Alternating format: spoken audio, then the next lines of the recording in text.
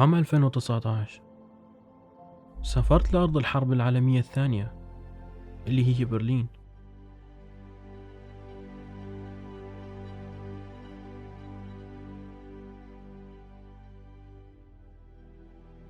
كانت بداية الحرب بسنة 1939، وأغلبكم يعرف أنه برلين كانت خط جبهة لكثير من الدول، ومرت 6 سنين والحرب شغالة ببرلين.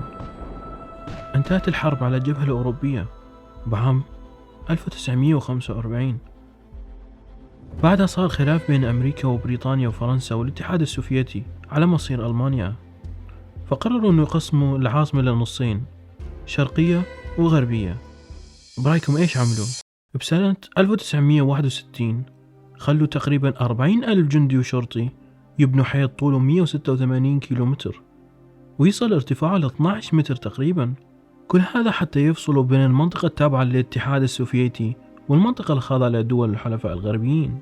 وعلى فكرة هذا الحيط كان سبب موت آلاف من الناس، لأنه عمروا حوالي الحيط منطقة عسكرية وخصصوا ممر مشان الدوريات الأمنية، وغير هيك عملوا أبراج مراقبة بها إضاءة حتى الناس ما تهرب لا بالليل ولا بالنهار، والمراقبين كان عندهم صلاحية قتل أي شخص يحاول الهرب. راح فرجيكم حاليا صور للناس اللي حاولوا اصلا يزدون حالهم للطرف الثاني وقتلوهم كلهم.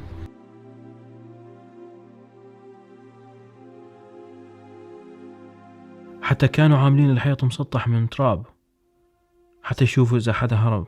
شايفين هذا الحيط؟ هاي علامات الحيط القديم اللي كان بالحرب العالمية الثانية، لكن حاليا ايش مسوين فيه؟ مسوين واحد جديد لكن بنفس العلامة. بس حسب التقديرات في 5,000 شخص قدروا ينطوا من الحيط. شوفوا الحيط هذا اللي كان فاصل بين برلين الشرقية والغربية، مو بس فوق الأرض حتى تحت الأرض، يعني هذا رسم موضح أكثر. هذا وهين كان بحيط لكن انهدم بعد ما اتحدت برلين، صارت برلين وحدة لا شرقية ولا غربية.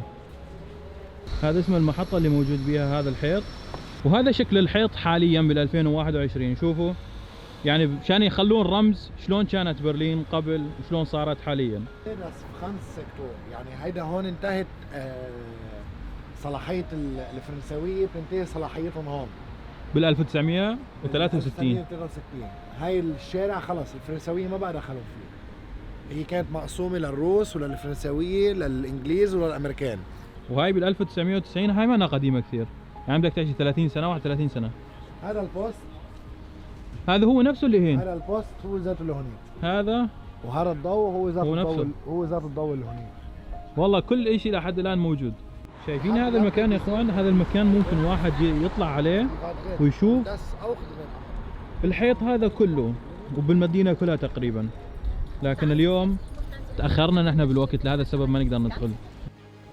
شايفين يا اخوان هاي الكنيسة وهذا المكان، هم كل 3 اكتوبر يجي رئيس برلين ويجي يقعد هين، يعني مثل هذا مصطفى. 3 اكتوبر هو تاريخ توحد برلين الشرقية والغربية، وهذا الشيء مهم بالنسبة لهم. جا قاعد هين رئيس ما شاء الله. ها رئيس لبرلين والله لا صعب الكل، اولا اللي ازعمهم انت.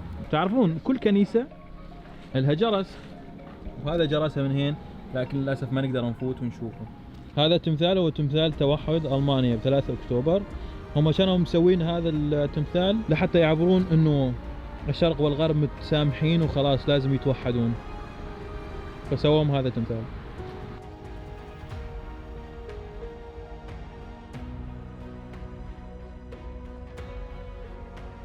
هذول يا اخوان اللي فرجاكم اياهم حاليا مصطفى الجماعة، لانه كل واحد بطرف فيجون يزورون بعض عند الحيط.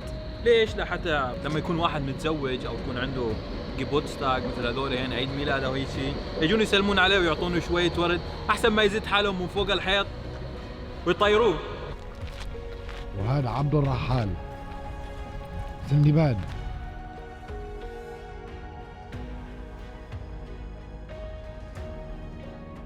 أثناء الحرب الناس كانت بدها تحمي نفسها، فسووا خنادق تحت الأرض حتى يتخبوا فيها أثناء لما يجي قصف الطيران. تخيلوا الخنادق كانت تحت برلين كلها تقريبا حتى الناس تحتمي فيها. كانت توسع آلاف الناس،